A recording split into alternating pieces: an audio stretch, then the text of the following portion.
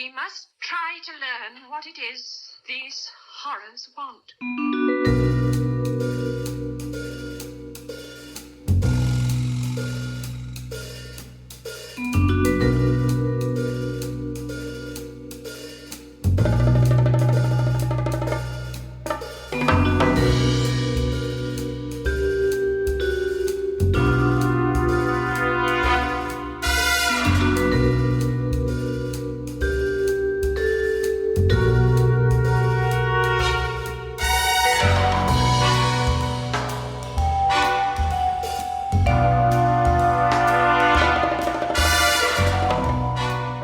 Welcome to episode 46 of the Horror Double Bill, the podcast where each week we pair two movies to create something greater than the sum of their parts. I'm Craig Johnson, and this week we are back with haunted houses, classic ghost stories, and more than a little ambiguity, with one film based on a novella by Henry James and the other based on a novel by Peter Straub. First up, we have The Innocents from 1961, directed by Jack Clayton. This stars Deborah Kerr, Megs Jenkins, Martin Stevens, and Pamela Franklin. Then we jump forward to 1977 for Full Circle, which was released in the US as The Haunting of Julia.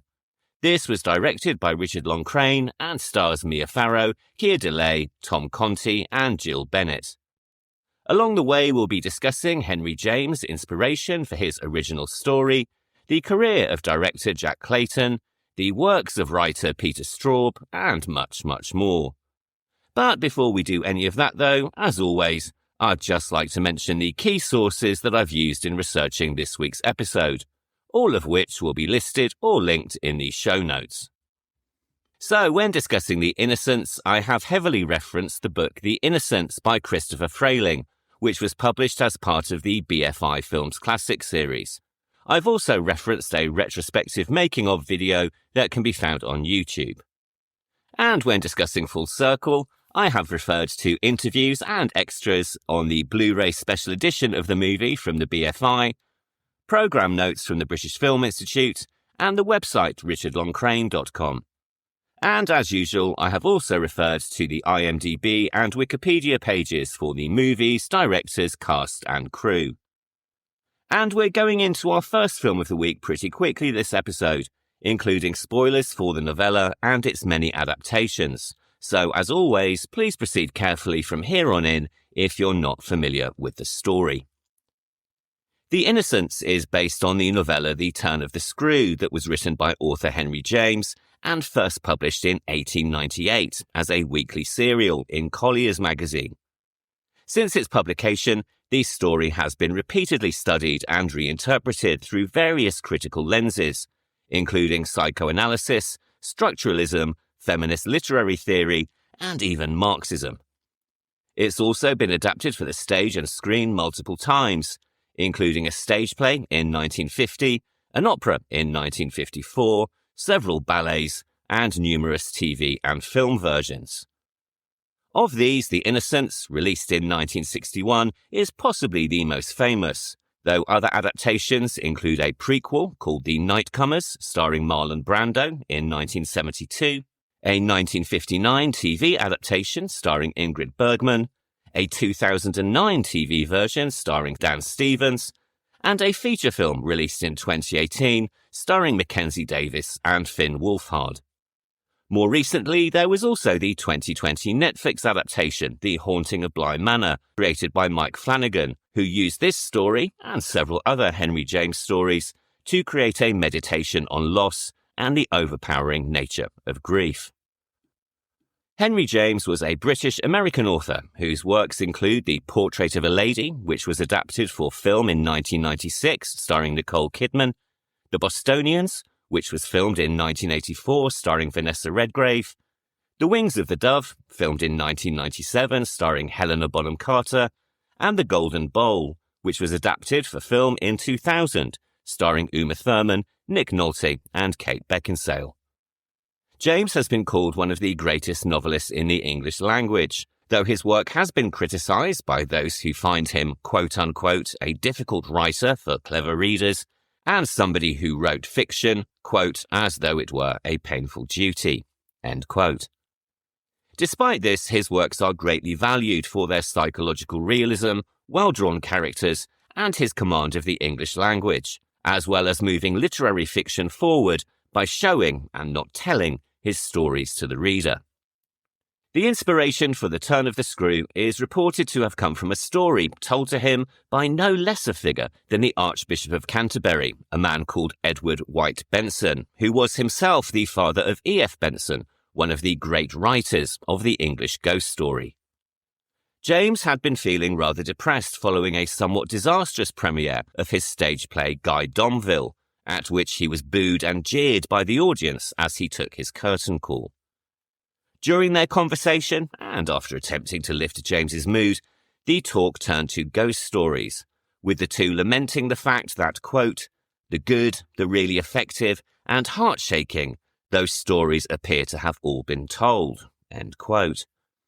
At this point, the Archbishop recounted a story he had heard in his youth. Much like our urban legends of today, this was a story that he had heard from a friend of a friend, and though the Archbishop had forgotten many of the details, it made enough of an impression on James that he wrote about it in his journal 2 days later, writing, quote, note here the ghost story told me at Addington. The story of the young children, indefinite number and age, left to the care of servants in an old country house, through the death, presumably, of parents. The servants, wicked and depraved, corrupt and deprave the children. The children are bad, full of evil to a sinister degree. The servants die, the story vague about the way of it, and the apparitions return to haunt the house and the children, to whom they seem to beckon, whom they invite and solicit from across dangerous places, so that the children may destroy themselves, lose themselves by responding, by getting into their power. So long as the children are kept from them, they are not lost, but they try and try and try, these evil presences, to get hold of them. It is a question of the children coming over to where they are. It is all obscure and imperfect, the picture, the story, but there is a suggestion of a strangely gruesome effect in it. End quote. Over the years, many people have tried to trace the origins of this story, which has become known for obvious reasons as the Canterbury Tale. Some have suggested that James recounted it as a cover for his embarrassment at having written an incredibly dark and morally dubious ghost story, but this is unlikely given his journal entry was a full 2 years before The Turn of the Screw was first published. And then in 2010, a writer called Roger Clark suggested a solution to the mystery in his book, A Natural History of Ghosts. Clark suggested that the origins of the tale lay in a supposed real haunting that was alleged to have occurred in 1770 at a manor house in Hampshire, England. According to the writer Christopher Frayling, quote, this haunting took the form, among other manifestations, of knocking at the doors, the recurring sound of a woman's silk dress in the corridor and lobby outside the nursery, heavy footsteps, the sighting of a man in a drab-coloured suit prowling outside at the window, and someone, presumed to be a woman, trying to push open the nursery door. The tenant of the house, Mrs. Mary Ricketts, whose husband was often away on business, leaving her in charge of a complicated household, put up with all of this for 6 years and then moved the family out. The manor house was demolished in 1793. Everyone there claimed to have heard the sounds, and sometimes to have glimpsed the 2 apparitions, all except Mary Ricketts' 3 children, all under 10, 2 boys and a girl. They said that they had seen and heard nothing, and had no idea what their mother was experiencing. She saw it as her prime duty to protect them from whatever or whoever was haunting the entrance of the nursery. End quote. Whatever the origins, James returned to the story 2.5 years later, when he was asked to provide a ghost story for Collier's magazine. Taking the Canterbury Tale as his foundation, he constructed The Turn of the Screw, writing a story that he described as, quote, a piece of ingenuity, pure and simple, of cold artistic calculation, and a musette to catch those not easily caught, the jaded, the disillusioned, and the fastidious." End quote. And this is possibly an episode that I should have saved for later in the year, as although James's story was published in January 1898, it opens on Christmas Eve. Here, a group of people are gathered around a fire in a country house and are telling ghost stories, at which point a man called Douglas tells the gathering his story in an attempt to beat another storyteller who had told a tale about a ghost appearing to a little boy. Douglas begins his tale with a question, from which the novella gets its title. If one child gives the effect another turn of the screw, what do you say to two children? We say, of course, that two children give two turns, and also that we want to hear about them.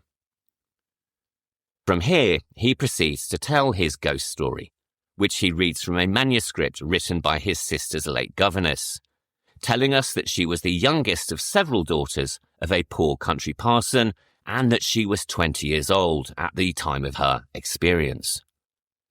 In the manuscript, the unnamed governess, who will be called Miss Giddins in later adaptations, writes that she was hired by a man who had become responsible for his young niece and nephew following the death of their parents in India. He lives mainly in London, and the children live on his country estate in a fictional village called Bly in the county of Essex. The uncle is more than uninterested in raising the two children himself and wants no involvement in any part of it, giving the governess full charge of the household and explicitly warning that she is not to bother him with any communications of any kind. The governess travels to Bly and begins her duties, first meeting Flora, the young niece, and Mrs. Gross, the housekeeper. The nephew, Miles, is away at boarding school, though, just as he is about to return for the summer, a letter is sent from the school advising that he has been expelled. They do not go into particulars as to the reason why, and simply state that, regretfully, it would be impossible to keep him there. This, the governess infers, can only be because he represents a quote-unquote injury to the other children. Reluctant to bring up the issue with Miles himself, the governess fears that there is a terrible secret behind the expulsion, and soon after begins to see the figures of a man and a woman that she does not recognize appearing around the estate.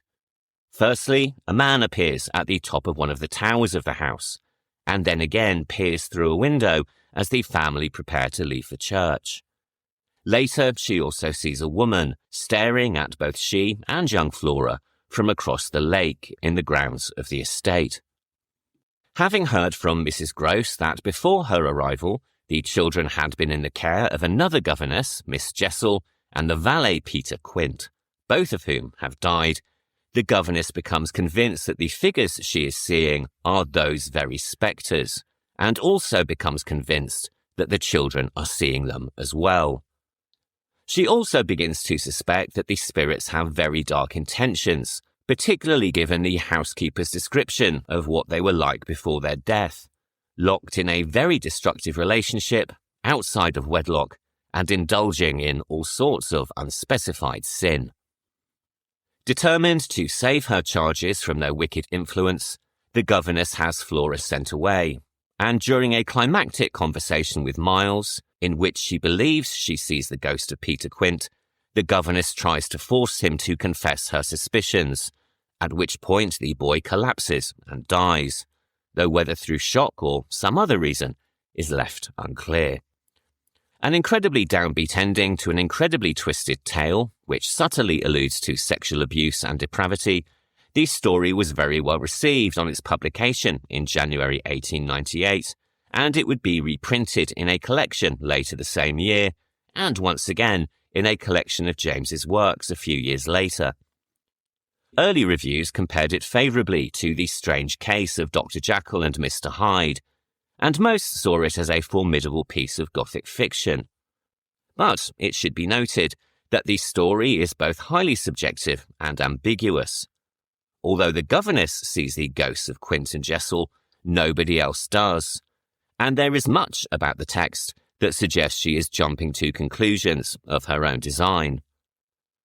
Violating the Victorian concept of childhood innocence, it was also called a successful study of evil, and although there was debate on whether the ghosts themselves were real, more often than not, they were seen as a metaphor for the young governess's growing awareness of evil in the world.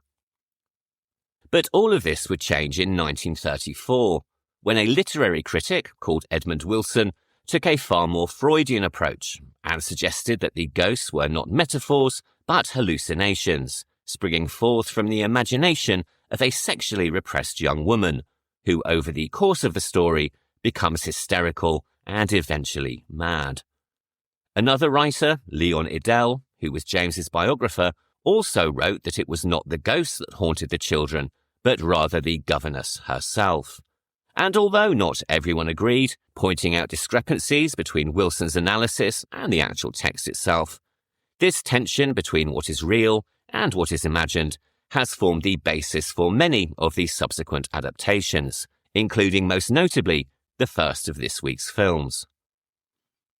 All of which brings us on to our first film of the week, which is The Innocents from 1961. This was directed by Jack Clayton from a screenplay written by William Archibald, John Mortimer, and Truman Capote.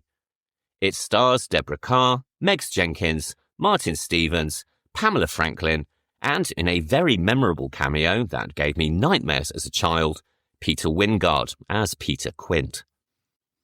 Jack Clayton was a film director and producer who was born in Brighton, England in 1921 and began his career as a child actor. Although he originally had ambitions to be a speed skater, he began working in the film industry in 1935, when he began working at the Denham Film Studios in Buckinghamshire as a tea-boy aged just 14. Rapidly rising up through the ranks and gaining valuable hands-on experience in filmmaking, he worked on a number of British films, including several of the so-called quota quickies that we mentioned back in episode 42. He soon became an assistant director, coordinating all three of these shooting units on the 1940 big-budget Technicolor fantasy The Thief of Baghdad, which is no small achievement given that he was just 19 years old at the time. Joining the Royal Air Force during World War II, he shot his first movie in 1944, titled Naples is a Battlefield, which depicted the reconstruction of that city following its liberation from the Nazis. Following the war, he returned to Britain and began working as a second unit director, before becoming an associate producer in the 1950s, most notably on 1953's Beat the Devil, directed by John Huston, and 1955's I Am a Camera, based on the same source material that would later be adapted for the musical Cabaret. In 1956, he made his second film as a director, a short titled The Bespoke Overcoat, which won an Oscar for the Best Short Film at the 29th Academy Awards. This was produced by a British company called Romulus Films, who then offered him his first full-length feature, when he was asked to replace the original director on a groundbreaking kitchen sink drama called Room at the Top. Filmed in 1958 and starring French actress Simone Signoret and Lithuanian-British actor Lawrence Harvey, it was a huge success and was nominated for 6 Academy Awards, including Best Director. It was also the third most popular film at the British box office in 1959 and marked the beginning of an all-too-short career as an important British director. But despite the success of Room at the Top, Clayton was wary about being typecast as a director and turned down many offers to direct films that sat in the kitchen sink drama genre. Instead, he wanted to find a project that was the complete opposite of his feature debut, and at this stage he recalled a novella that he had first read at the age of 10 years old and with which he had fallen in love. And this was, of course, The Turn of the Screw. Clayton's original thought was to develop the story as an independent film. However, at this point, he hit something of a snag. As already mentioned, since publication, The Turn of the Screw had been adapted multiple times, including an opera by Benjamin Britten, which premiered in 1945, and crucially, a stage play. This play was titled The Innocents and was written by a man called William Archibald, and had premiered in New York in 1950 and had also been staged in London in 1952. This stage play, which presented Quint and Miss Jessel as actual ghosts, had been optioned for the screen by 20th Century Fox, who now owned the film rights to both the play and also the original story. So, if the project was to go ahead, it would need to be produced by Fox. This, of course, did give Clayton a much larger budget than he would have had as an independent film, and at $1 million, the budget would be the equivalent of $11 million today. They also insisted on the casting of Deborah Kerr, one of the most popular stars at the US box office, but who, at 38, was far older than the 20-year-old young woman of the original story. More significantly, perhaps, Fox already had an agreement in place with the playwright William Archibald that he would be permitted to have the first pass at a screenplay, and he was very much an unknown quantity as a screenwriter. And in addition, the studio insisted that the film be shot in CinemaScope, a widescreen filming technique that had been developed in the 1950s as a way of pulling audiences away from their TVs at home and back into the cinema. Clayton was not a fan of CinemaScope, saying that he knew little to nothing about it, but sensing that a widescreen format would not be best suited to the claustrophobic ghost story he was imagining. In addition, the cameras used for the effect had a significant impact on the depth of field, creating a very shallow look as opposed to the depth that Clayton was looking for. Fortunately, though, as anyone who has seen the film will know, Clayton was able to overcome these issues with the help of his cinematographer, Freddie Francis. Freddie Francis may be best known to fans of classic horror for his work as a director for both Hammer and Amicus, including films like 1963's Paranoiac, 1965's Dr. Terror's House of Horrors, and 1972's Tales from the Crypt. He also directed an incredibly oddball comedy horror called Mumsy, Nanny, Sunny and Girly that we'll be covering later in the year. A very strange little film, but definitely worth tracking down if you can find it. But perhaps more importantly, he was first and foremost an expert cinematographer, winning an Oscar for 1969's Sons and Lovers, and later in his career working with David Lynch on 1980's The Elephant Man, 1984's June, and The Straight Story, which was released in 1999. He also shot the 1989 Civil War film Glory, for which he won a second Oscar, as well as 1981's The French Lieutenant's Woman and Cape Fear, which was directed by Martin Scorsese and released in 1991. As we can see from The Innocents, he and Clayton worked together very successfully to overcome the restrictions of the mandated format, one with which Francis had already worked on Sons and Lovers. This included targeting intense lighting on the central images, which allowed him to create a depth of focus, and which also serves to provide the high contrast that we see in the final film, which is often compared to Citizen Kane. And although, of course, the films are very different, there is also a similarity in the look with David Lynch's The Elephant Man, which is hardly surprising given that they were photographed by the same person. We put a lot of light on the faces, Francis later recalled, saying they were illuminated, strongly lit and innocent. It was particularly impressive on Deborah's face.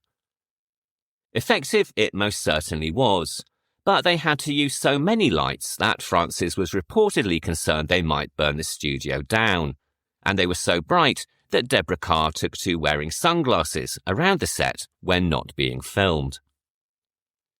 To create a more claustrophobic atmosphere more suited to the material, they used filtering at the edges of the lenses, which created a clear image in the centre of the frame that gives way to blurry darkness as it proceeds outwards.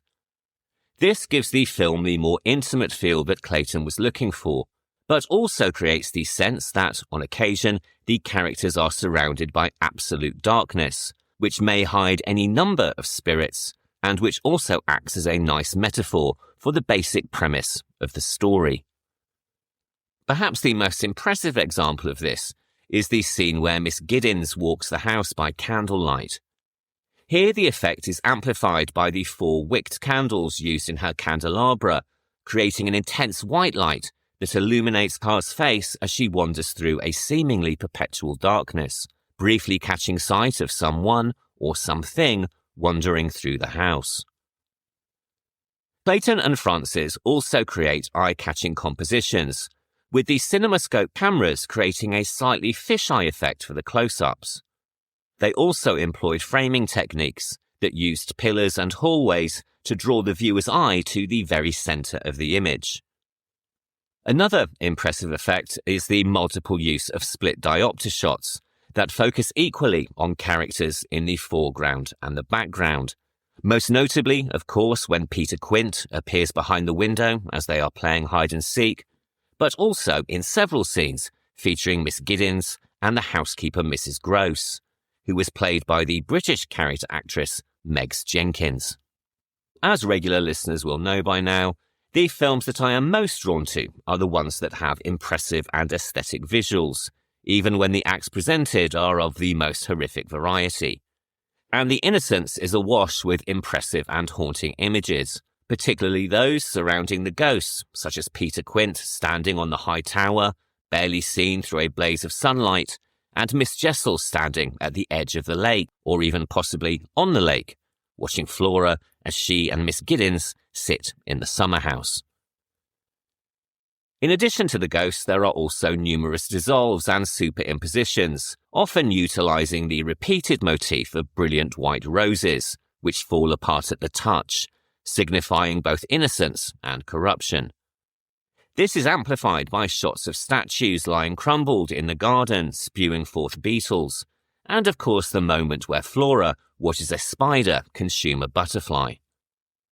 Most interesting is the repeated use of images shot through windows and reflections caught in mirrors, creating a sense of ambiguity and blurring the line between what is real and imagined, while also highlighting that Miss Giddens may be the source of the haunting herself.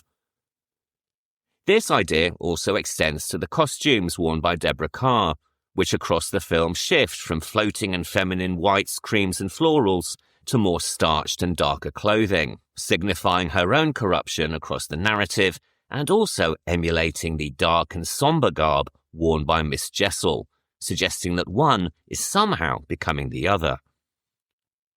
But if the issues with CinemaScope were cleanly overcome, the same could not be said of the screenplay, which passed through several hands and multiple revisions to create the version that we see on screen.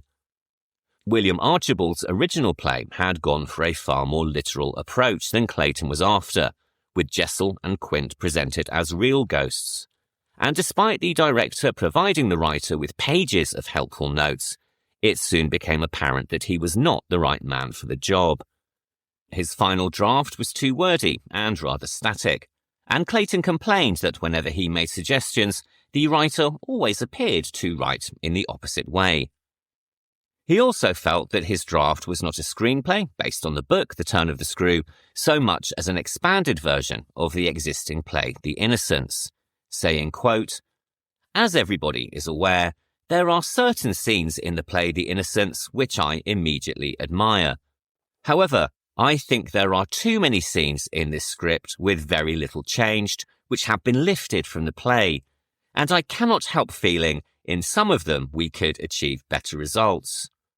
Where the storyline deviates from the book and follows the play, we should consider whether this is wise.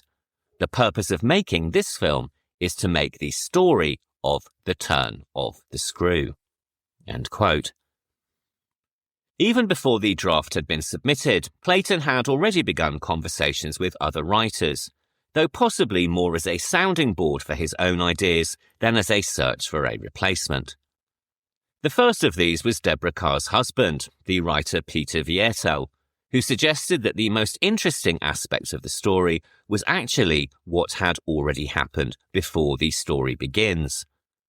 Clayton then consulted Nigel Neal, who said that the story had to remain set in the past and not updated to the modern day, which would create a tension between the values of the present day and the culture of the past, particularly in terms of sexual repression. Next was the playwright Harold Pinter, with whom Clayton discussed the possibility of including flashbacks to detail the relationship between Quint, Jessel, and the children. Happily, though, this idea, following the conversation, was quickly abandoned, with Clayton saying, quote, "I hadn't realised that if one shows Quint and the first governess in flashback, any suggestion of them as ghosts is enormously watered down. For the very simple reason that once you show something on the screen, even though you are relating it to the past, it completely destroys the effect of seeing it, even as a ghost, in the present." End quote. This is very true, and something that I think we can see in the Mike Flanagan adaptation, The Haunting of Bly Manor, in which the flashbacks to Quint and Jessel's relationship might go a long way to providing narrative clarity, but does mean that their appearance as spirits is less than frightening. But then again, given that Flanagan was seemingly going for a different emotional reaction in the viewer, a sense of sadness over terror, I suppose that decision can be understood. Clayton then began working on the screenplay with lawyer and writer John Mortimer, who was brought in to tighten the construction and help with the dialogue, and who provided possibly one of the best lines in the script, where Mrs. Gross describes the ins and outs of Quint and Jessel's relationship as taking place in, quote, "rooms lit by daylight and treated as if they were dark woods," end quote. But even after this, the film did not have a finished and polished script with which everyone was happy. The studio, in particular, began leaning heavily on Clayton with their own list of helpful suggestions, which were, in fact, about as helpful as you are probably imagining studio exec suggestions to be. These included that the film needed more suspense, that there should be more romantic tension between Miss Giddens and the uncle, that the uncle should become a more sympathetic character, and also some rather ludicrous comments on the behaviour of Miles and Flora, who, according to Fox, seemed, quote, "terribly prissy. We realise that this is set in an earlier period, yet we feel that the children's acts of naughtiness are hardly recognisable to modern audiences. Isn't it possible to make their acts of naughtiness more understandable by contemporary standards?" End quote. Going on to suggest that Miles should secretly destroy some personal belongings of Miss Giddens to provide evidence of actual corruption. Fortunately, all of these suggestions were ignored, but the studio did at least give Clayton approval to bring in the talents of another writer. And this was the author Truman Capote, who wrote the screenplay during a break in writing his non-fiction novel, In Cold Blood. Capote later recalled that he was commissioned by Clayton to rewrite the script, and that he did so in approximately 8 weeks, delivering his first draft shortly before filming was due to start. Finally, filming could begin, with the interiors filmed at Shepperton Studios and the exteriors shot at Sheffield Park in Sussex. Filming at the tail end of the British winter meant that the many flowers we see in the garden were shipped in especially, particularly the white roses that are used symbolically throughout the film. But even at this stage, there were more changes, once again provided by Truman Capote. The most important of these is the framing device for the story, which opened at Miles's funeral, with Miss Giddens being shunned by the mourners before going home to write a letter, which would then flash back to the main narrative. This Clayton felt was too obvious a mechanism, eventually replacing it with the incredibly ambiguous opening that we see today, which is possibly one of the most memorable openings to a ghost movie ever. The screen is black, over which we first hear the musical motif, O Willow Waly, composed especially for the film, and which represents both Miss Jessel's yearning for Quint and also, possibly, the fantasies of Miss Giddens. As this continues, the black and white searchlights of 20th Century Fox fill the screen, for one of the first times without their usual musical accompaniment. We then see an intriguing image of hands, possibly in prayer, and in fact at first glance we might assume that they are holding a rosary, until a further look proves otherwise. The camera then gradually pulls out, and we see the face of Deborah Kerr, ghostly against the darkness, saying that she only wanted to save the children. This is also the same image on which the film ends, creating a nice circularity, or possibly suggesting some kind of repetitive hell in which the governess must forever relive the story that led to a young boy's death. Deborah Kerr gives an outstanding performance as a woman who may be seeing ghosts or who may be in the grip of a sexually charged illusion. In either case, her descent into terror and horror as the film progresses is highly memorable. She later called it the best performance of her career, and it's hard to disagree, with her character both empathetic and, as the film continues, genuinely terrifying. Kerr chose to perform the role with ambiguity, recalling in a later interview, quote, "I do remember saying to Jack, do you think she actually sees these spooks, or is it all in her mind? And is she actually just going around the bend a little bit out of frustration? And he said, you make up your mind. And I said, well, that's a big help. So I tried to play it that it could be taken either way, because it was written very cleverly in either way." End quote. She is joined by Megs Jenkins as Mrs. Gross, Michael Redgrave as the uncle, and in the roles of Flora and Miles, Pamela Franklin and Martin Stevens. We have discussed both of these actors before, Franklin back in episode 4 when we covered her movie And Soon the Darkness, and Stevens in episode 7 when we covered Village of the Damned, though happily here we are allowed to hear his actual voice, as opposed to Village of the Damned's post-production dubbing. Given the dark and sexual nature of the story, Clayton was keen to protect his young actors from the true nature of the tale, and he only provided them with their own individual scripts, one page at a time. Franklin, who didn't see the finished film until she was 16 years old and was here making her film debut, recalled Clayton as being a very caring director, who never talked down to either she or Stevens, and who always seemed to be interested in them. She also remembered that if he didn't like what she was doing, he would quietly take her to the side and gently suggest that she might want to try a different approach. She and Stevens are spectacularly creepy, which is interesting because this is not really through their performances, but more through the direction and also, much like Miss Giddens, our own projection. Miles is, of course, horribly mature for his years, like a man dressed in child's clothing, and Flora seems terribly unnerving when she stands by the bedpost and watches Miss Giddens sleep. But according to both she and Stevens, there was no conscious undertone at all to their performances, with Franklin in particular saying that Clayton just wanted Flora to be a little girl.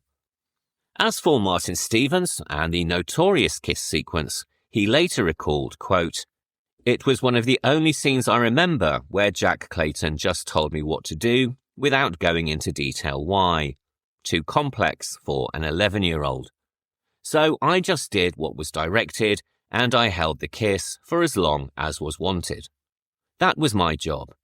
And as Deborah was already a friend, it wasn't difficult to do. I didn't understand the deep undertones of that scene. Of course I do now, and realise how revolutionary it was in 1961 to show scenes like that. Even more shocking than Lolita." End quote. As for the ambiguity, which is missing from many of the other film versions, it was this that first attracted Clayton to the story, and viewers will either find it satisfying or frustrating. As with many films, my perspective has changed across multiple viewings. Certainly, when I was younger, I believed that the ghosts were all real. But now at a much older age, I am more inclined to believe in the more Freudian interpretation, which makes Giddens' semi-sexual interactions with young Miles all the more uncomfortable. If Henry James's story is quietly ambiguous, Clayton's story is loudly so, with allusions to child abuse and paedophilia that surprisingly managed to get past the censors of the time. The MPAA censor notes highlighted just 4 sequences of concern, some of which concerned the rather strong language used by Miles when he referred to Giddens as a dirty-minded bitch, and also a scene of Flora running from the bath. The allusions to child abuse and sexual repression seemed to pass them by. Even the full mouth kiss at the end of the film barely raised an eyebrow. The same, however, certainly can't be said for the studio head, Spiros Skouras, who, according to Clayton, called him from Hollywood after seeing an early studio screening.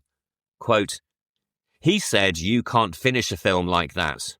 I asked him why, and he spluttered, because it's not done. Every 2 days for 2 solid weeks, he called begging me to change the ending, which I would not do, and I did not do." End quote. The Innocents was released in the UK on the 24th of November 1961 and in the States on the 15th of December.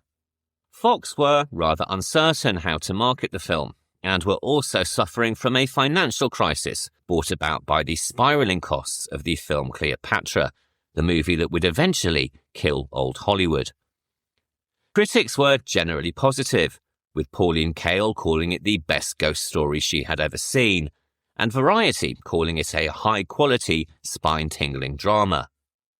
Time magazine praised Carr's performance and the film's dangerous, intelligent darkness, but it also criticised the screenplay, suggesting that the script, quote, "unhappily presses hard, much harder than James did, for this psychiatric interpretation.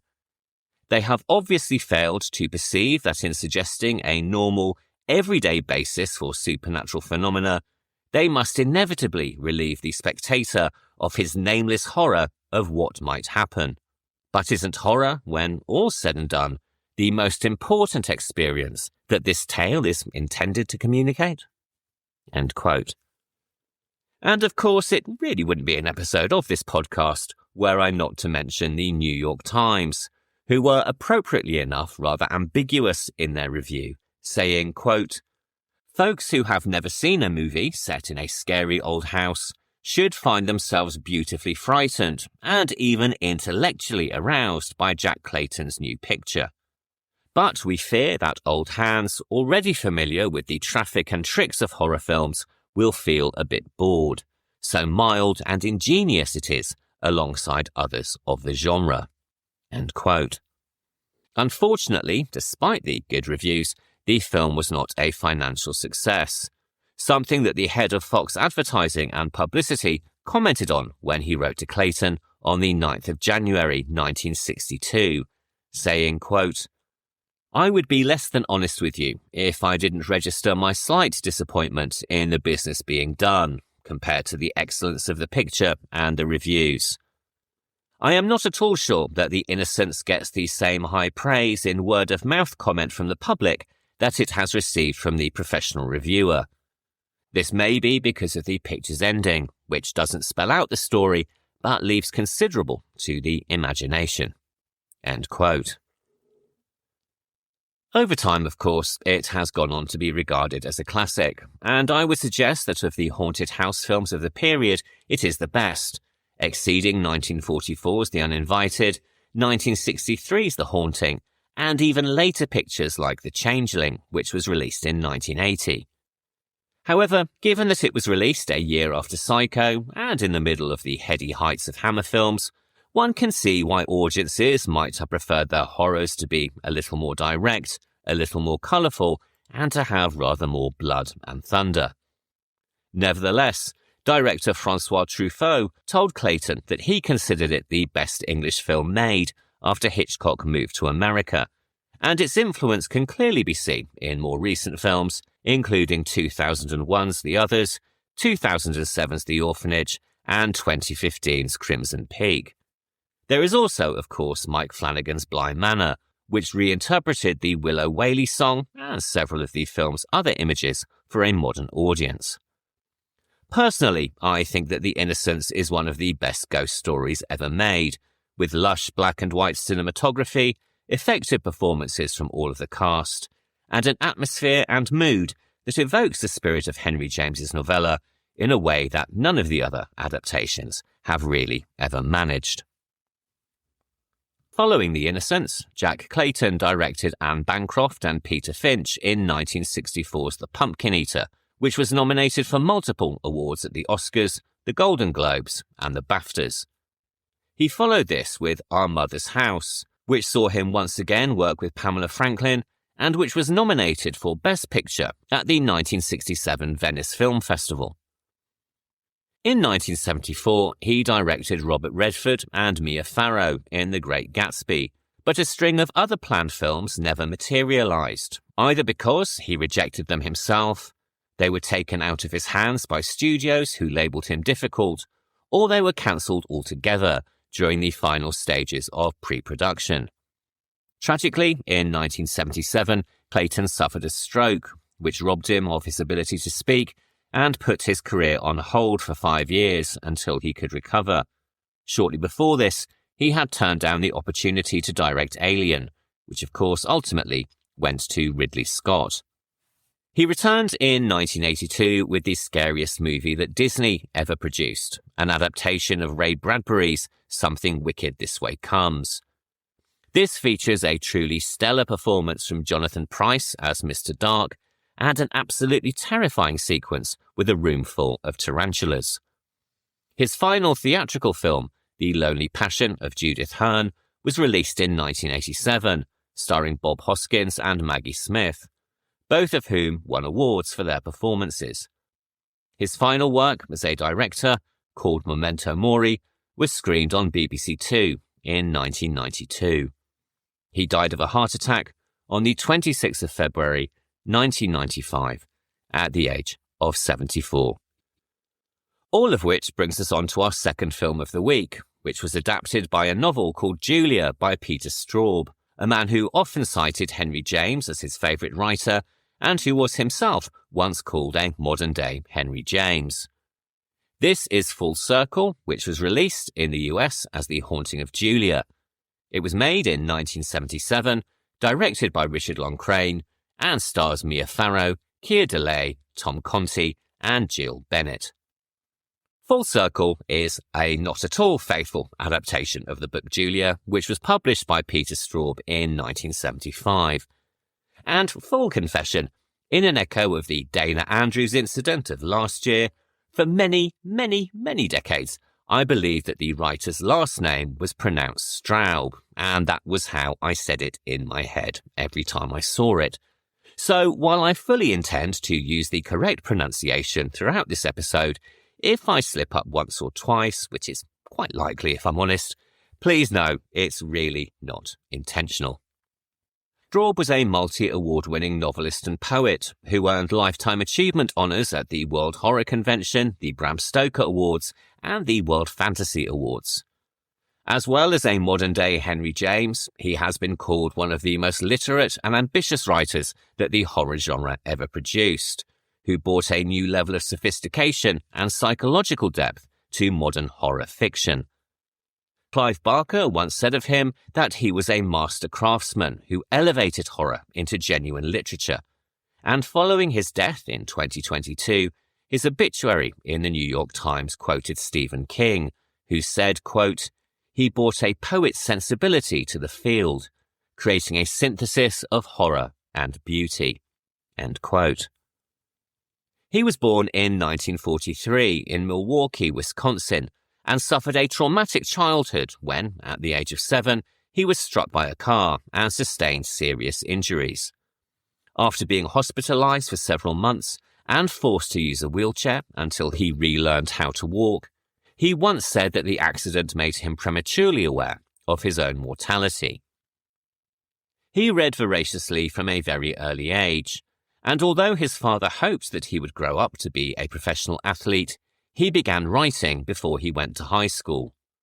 Once at high school, he developed a taste for jazz music and also discovered authors like Thomas Wolfe and Jack Kerouac, who he called, quote, the patron saints of the wounded and self-conscious adolescent, end quote. On graduating, he attended the University of Wisconsin, where he earned a degree in English and also discovered the works of Henry James, who would become a key influence on much of his later writing. He then completed an MA in English at Columbia University and then began a brief career as an English teacher before moving to Dublin in Ireland to work on a PhD and also to begin his writing career. Eventually moving to London, where he lived for several years, his first two novels, Marriages and Under Venus, were literary and mainstream. But then he turned his hand to horror, seeing a strong commercial opportunity following the success of a trilogy of books that essentially kick-started the heyday of literary horror fiction in the 1970s. Quote, "The reason I chose to write scary books was because, at the time, there were 3 horror novels that had been enormously successful: The Exorcist, Rosemary's Baby, and The Other. But there were only 3 of them, so it looked to me as though there were plenty of room for newcomers.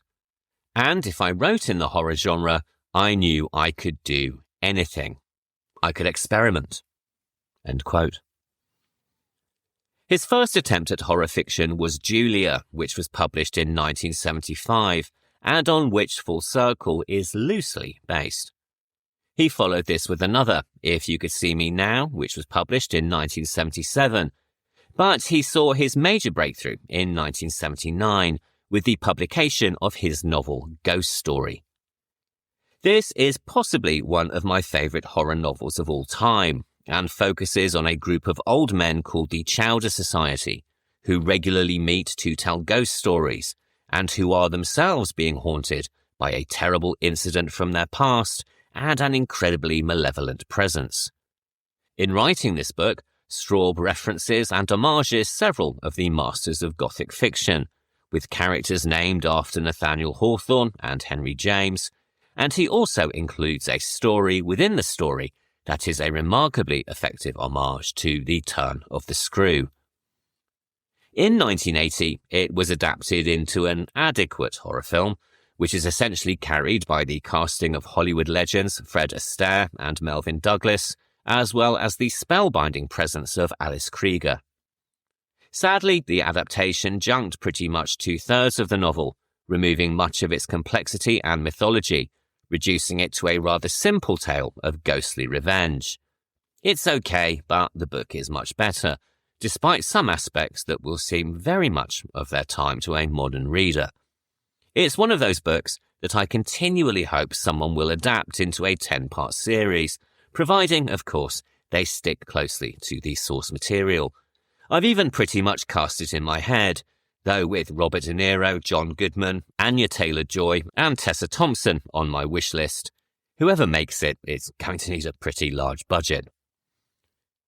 He followed this in 1980 with the fantasy novel Shadowland, and then left London for the US, where he wrote Floating Dragon, set in the same universe as Ghost Story, and which won the Augusta Lethe Award, otherwise known as the British Fantasy Award for Best Novel.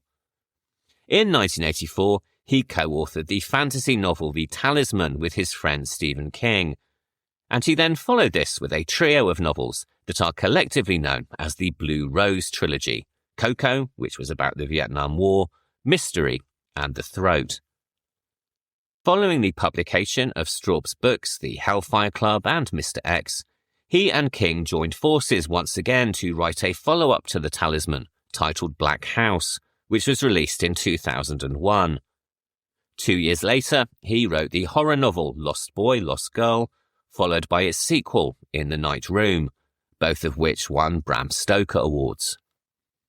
Along the way, he also published several collections of poetry and short stories, and one more novel called Dark Matter in 2010. Before his death in 2022, he and King had begun working on a third novel in the Talisman story, titled Other Worlds Than These. King has since completed the novel alone, using material already prepared by Straub, and it is due for publication in October of this year. And now we are getting into the spoilers for the film Full Circle and also the novel Julia. Although both share the same basic premise, there are some significant differences between the two, including how the narrative unfurls and which characters live and die. And while I am going to try not to give away too much about the book, I will be spoiling a pretty major plot twist not present in the movie, so if you haven't seen the film or you want to read the novel, please approach with caution from here on in. Julia and Full Circle tell the story of Julia Lofting, who has lost her daughter Katie as the result of a botched tracheotomy that was undertaken in an attempt to save the girl from choking. Following a mental breakdown, Julia leaves her truly obnoxious husband Magnus and moves into an old house in London, where she begins to sense the presence of a spirit. Although she at first mistakes the entity for her daughter Katie, it turns out to be another child, a truly evil little girl named Olivia Rudge, who, along with some friends, had murdered a little boy when she was alive and who was herself subsequently killed by her own mother. This character has echoes of the notorious child killer Mary Bell, whose case shocked England in 1968 and who formed part of the inspiration for Blood on Satan's Claw, which we spoke about in episode 32. But there's also a likely influence from the Thomas Tryon novel The Other, which also features a prepubescent killer and which was one of the books that Straub mentioned as directing him towards the horror genre. And by the way, if you've never read The Other, which is a beautifully written piece of Southern Gothic, then I highly recommend tracking it down. The rest of the novel and the film follows Julia's investigation into the haunting, driven as she is by the guilt over her daughter Katie's death. However, Olivia Rudge has other plans for her, using her presence as a way to eliminate people who had wronged her in the past. The methods by which these deaths occur mark a key distinction between the film and the book, as do the victims themselves. The way that the narrative unfolds is also notably different, with the film taking a more straightforward and linear approach than the novel, which slowly reveals the story of Katie's death and Julia's subsequent guilt as it unravels. Following the book's publication, the film rights were acquired by a British producer called Peter Fetterman, who was no doubt seeking to capitalise on the success of films like Rosemary's Baby and The Exorcist, both of which feature demonic children. He commissioned a first draft from a man called Harry Bromley Davenport, and that's a name that fans of low-budget British exploitation may recognise. This is because he would go on to become the writer and director of the spectacularly nasty and surreal alien movie Extro, which was released in 1983. On its completion, Davenport's draft, which was titled The Link, was by all accounts rather faithful to Straub's original source material. At this point, Fetterman began looking for a director and also a big-name actress to play the lead. And given that the project was clearly supposed to cash in on the 70s trend of terrible children, who better to cast than the lead in one of the films that started it all, Mia Farrow of Rosemary's Baby. Despite having already made the British horror thriller See No Evil in 1971, Farrow was less than keen to appear in another horror film, possibly influenced by the nightmarish experience she had filming Rosemary's Baby. Aged just 21 years old at the time of filming that movie, she endured both mental strain and physical danger. Her marriage to Frank Sinatra collapsed during filming, partly because he wanted her to drop out of the film to appear in his movie The Detective, and also, reportedly, because he hated the now famous Vidal Sassoon haircut that was required for the role. In either case, he served her divorce papers via a corporate lawyer, on set and in front of the cast and crew. And while this was probably fairly typical behaviour for a mafia-affiliated 50-year-old who had married someone 3 decades his junior, the effects on Farrow were devastating. Meanwhile, during filming, although she was a committed vegetarian, Farrow was asked to eat raw chicken offal for take after take after take, resulting in physical illness. But perhaps most dangerous of all was the moment when Polanski, keen to film Rosemary wandering in a daze through New York, directed her to walk into real Manhattan traffic, filmed guerrilla style with a handheld camera by Polanski himself, because none of the other cameramen wanted to do it. By all accounts, when she was hesitant, Polanski pointed to her fake baby bump and told her that she would be fine, as no driver would ever want to collide with a pregnant woman. So, you can understand why she might have been reluctant to repeat the filming experience.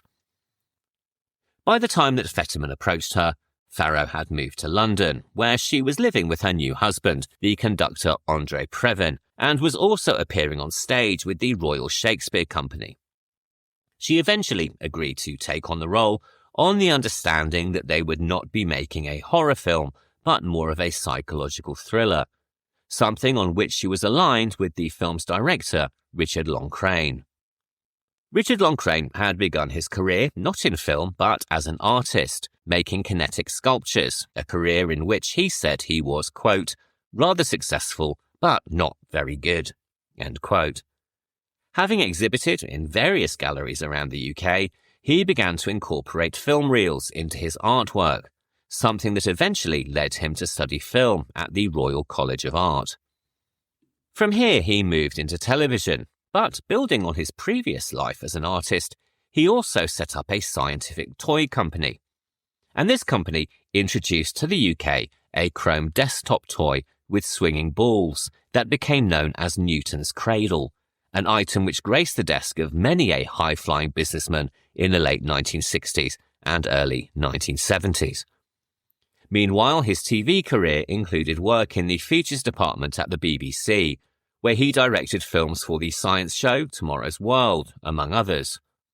Then, in 1974, he directed his first feature, a musical drama called Flame, featuring the British glam rock band Slade.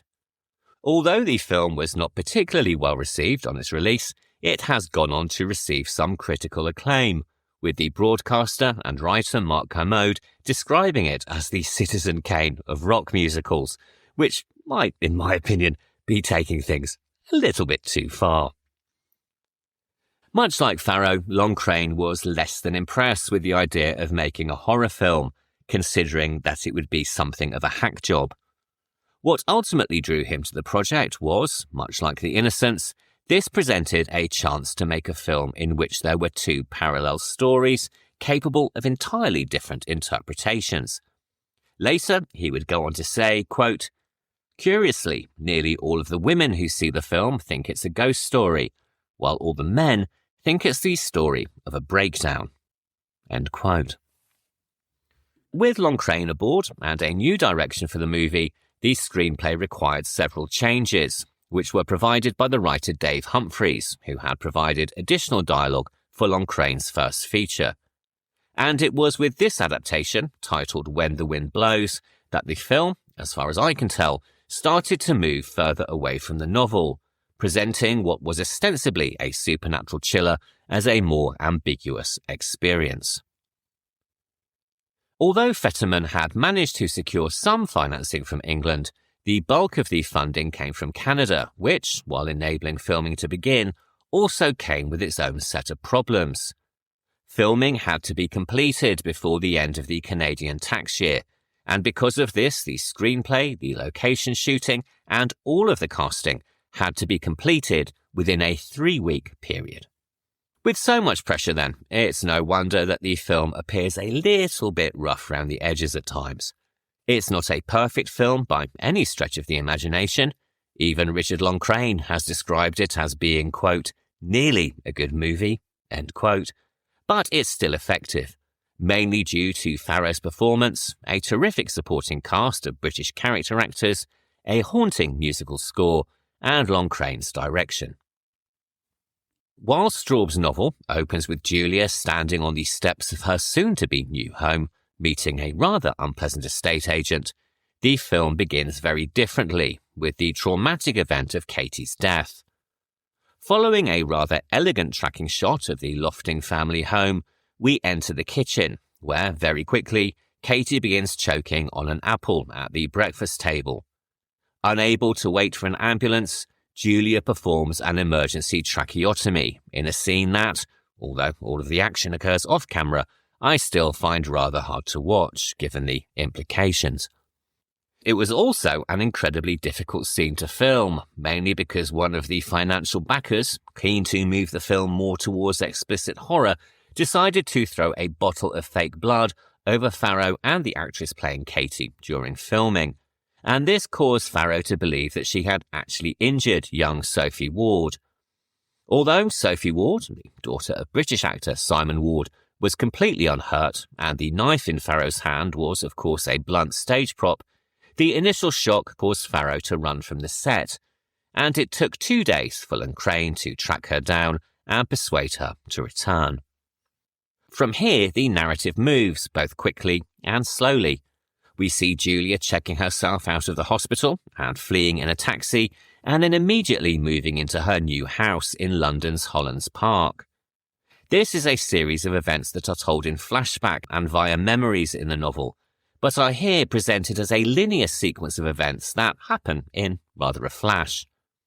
We then meet her pushy sister-in-law Lily, played by the English actress Jill Bennett, and follow Julia as she wanders through a park, beautifully lit by the autumn sunlight. She also takes a walk by a nearby school, where she sees a flash of a young blonde girl standing on the school steps before she quickly disappears.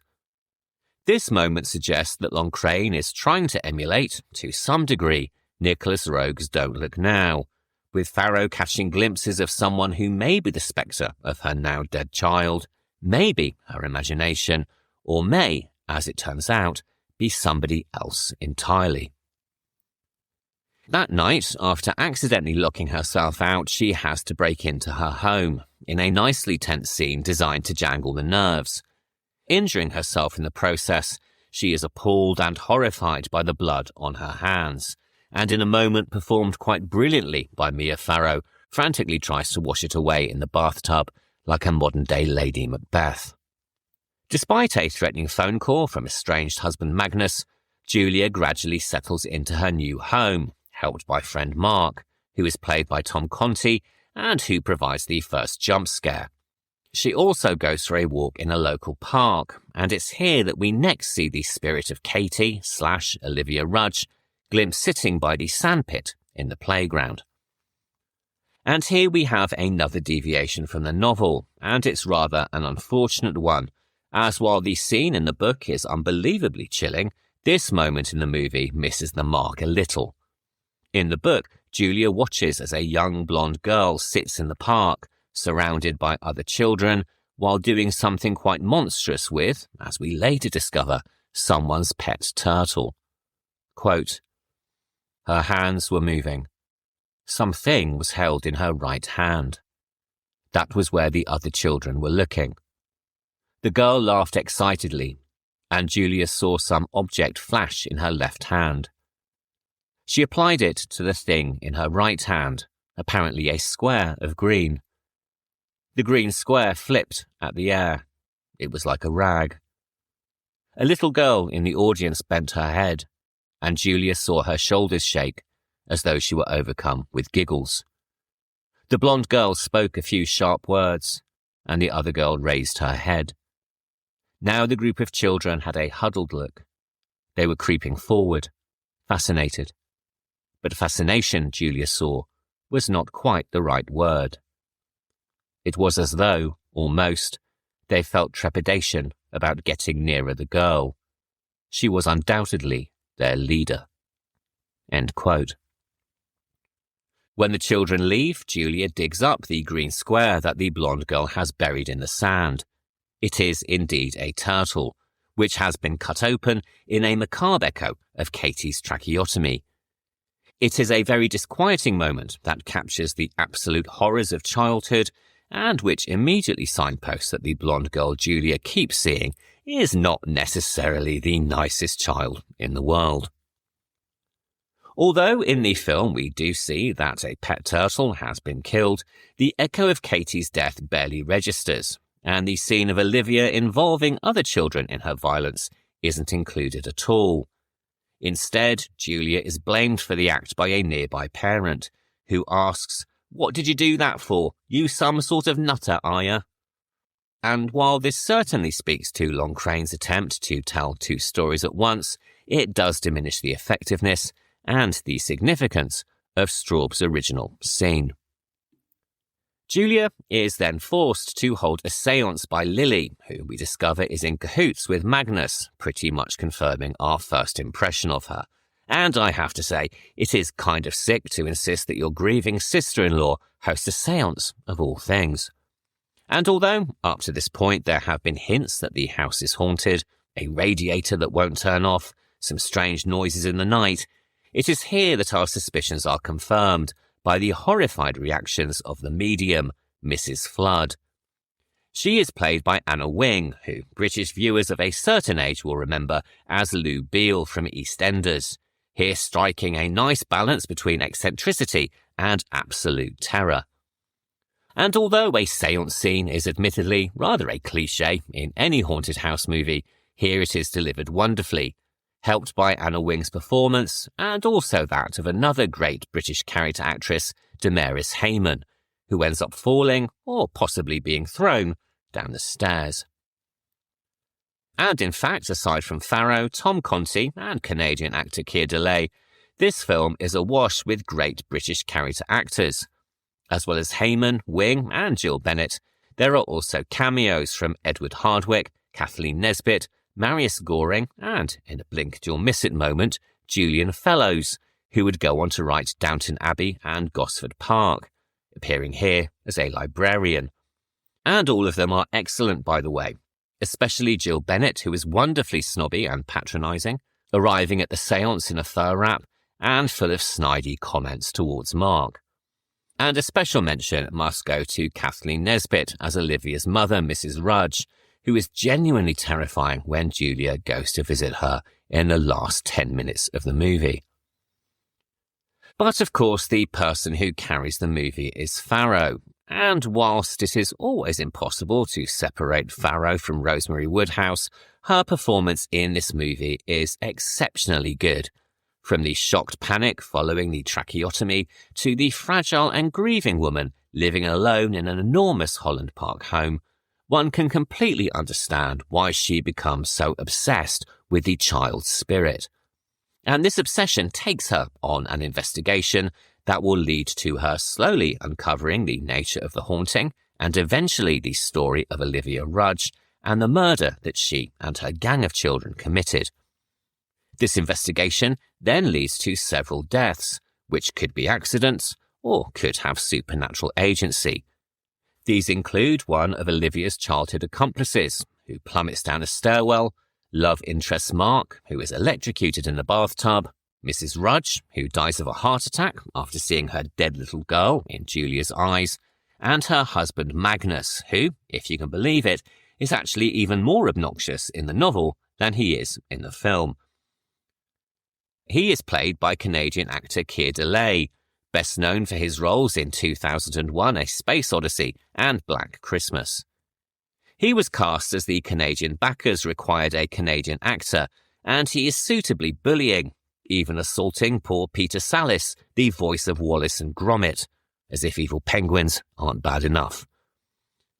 And while he gives a very strong performance, the character of Magnus, as depicted in the film, is very different from Straub's original vision of Magnus of the novel, because the character on screen is probably about 15 years too young. In the film, there is no real explanation given for why Olivia Rudge is so closely linked to Julia, save for the fact that Julia has lost her daughter and Olivia was killed by her mother. But in the novel, and big spoiler for the book coming up now, it transpires that Magnus, who is much older than Julia, had a former life before he met her, one in which he was, in fact, Olivia's father. Olivia was killed by her mother, stabbed to death in much the same way that Katie was killed by Julia. Two little half-sisters, both killed by their respective mothers in a similar fashion, leading Julia to conclude that the reason for the haunting is because, quote, Magnus is Olivia's father, because both of his children were stabbed to death, because Olivia wants revenge, end quote. But while this would have no doubt added extra frisson to the plot and probably tied up more than a few loose ends, to my mind this is one detail I am glad that they changed. I personally enjoy the more random nature of the haunting in the film. A murdered little girl and a guilt-ridden mother, drawn together through chance, for me, works a little better than the rather too neat contrivance of Straub's original plot. And at least in the movie, Magnus gets his comeuppance, which is more than can be said for the novel, though it should be noted that his murder in the cellar was never intended to be in the film and was added after a test screening to pump up the horror elements and give the film a lift in the midsection.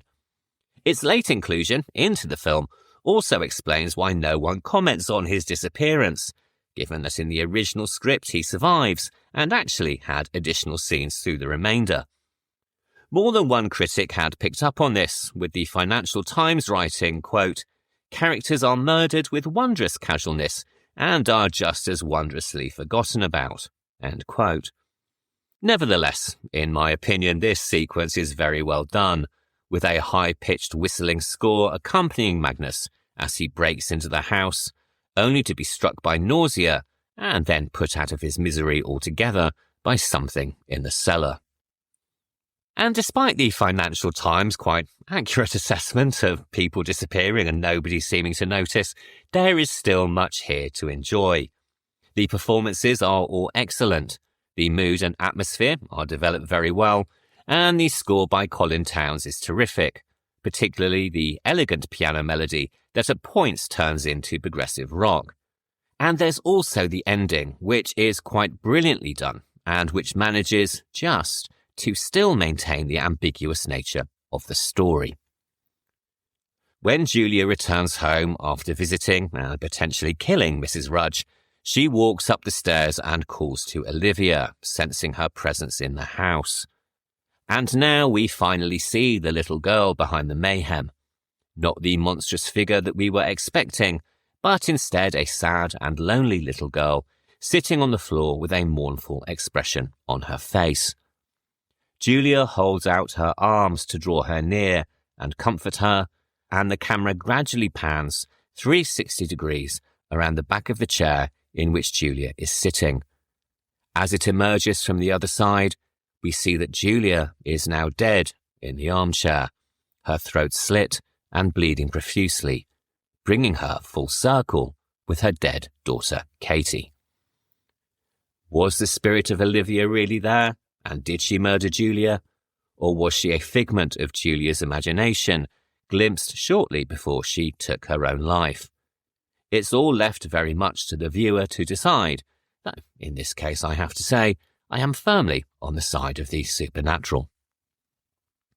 The film, which was by this time retitled Full Circle, was first screened in Cannes in May 1977, where it attracted some interest from distributors in Australia, the Netherlands and France. But the general feedback was that it was too slow, particularly given the time of its release. By this point, another demonic child, little Damien Thorne, had terrified global audiences in The Omen, and against the blood and thunder theatrics of that movie, an ambiguous, possible ghost story looked a little bit insipid.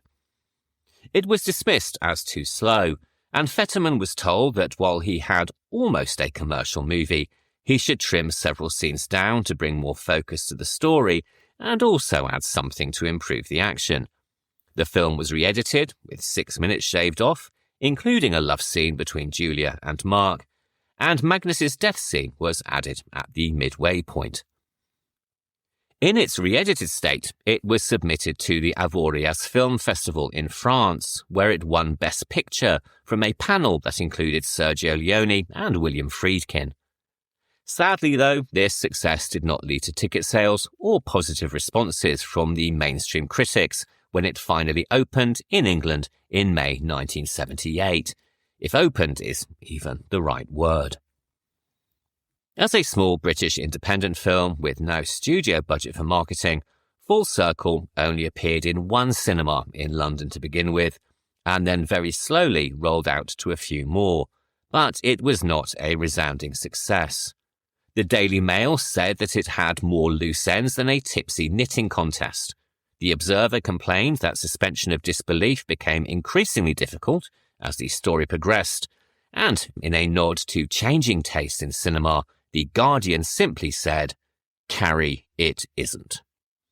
It did, however, do rather well in France, receiving very good reviews and making reasonable box office. It wouldn't be released in the US until 1981, when it was retitled The Haunting of Julia to highlight that it was a horror film.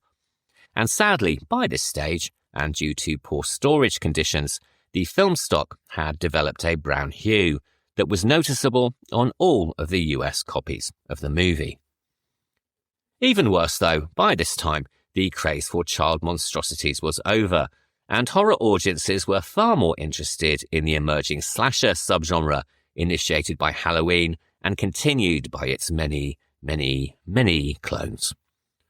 Despite good reviews from the LA Times and the San Francisco Chronicle, both of which commented favourably on its slow burn eeriness and elegance, other critics were less than complimentary, and with audiences staying away, the film slowly slipped from cinemas and from the public consciousness. It then became rather hard to see for many years, though people who caught it on late-night TV were impressed by its atmosphere, ending, and Farrow's performance. Writers like Jonathan Rigby and Kim Newman also mentioned it favourably in their books, helping to build a small but dedicated following. Of late, it has also appeared on streaming services like Tubi, and it's received a remastered Blu-ray special edition release from the BFI, which will hopefully continue to bring it to a new audience. So, while it may not have had the same impact as the other haunted house movies we've discussed so far in this series, or indeed in this episode, much like young Olivia Rudge, it lies waiting to be discovered. The Innocents and Full Circle are ambiguous films that can be read in multiple ways by the viewer. While one is admittedly more successful than the other, both present a psychological perspective on the ghost story, one possibly a tale of sexual repression and the other a story of debilitating grief. Both play on the contradictions of childhood innocence and evil, and both are heavy in atmosphere, built around incredibly compelling performances from their lead actresses. Together they ask not whether ghosts are real, but whether we can ever trust the mind that sees them, even if that mind happens to be our own. All of which brings me to the end of this week's episode, so thank you very much for listening. If you've enjoyed the show, please remember to rate, review and subscribe wherever you listen to podcasts. And remember, you can always email the horrordouble@gmail.com and follow the Instagram account at the horrordouble. So I realised as I was preparing this episode that for the last few weeks we have focused rather heavily and accidentally on films centred around potentially unstable female protagonists. So next week it's time to redress the balance and explore the horrors of toxic masculinity and corrosive male relationships. First up, we have the brilliant Daniel Isn't Real from 2019, directed by Adam Egypt Mortimer. This stars Miles Robbins, Patrick Schwarzenegger, Sacha Lane, and Mary Stuart Masterson. Then we follow this with another film from 2019, which is The Lighthouse, directed by Robert Eggers, starring Willem Dafoe and Robert Pattinson. If you'd like to watch along, you can find out where these films are streaming in your area by visiting justwatch.com. And if not available in your country and you have a VPN, you can also see where they might be playing in other regions. So, I'll be back next Sunday for the discussion, and until then, thank you very much for listening, and have a really great week. Goodbye.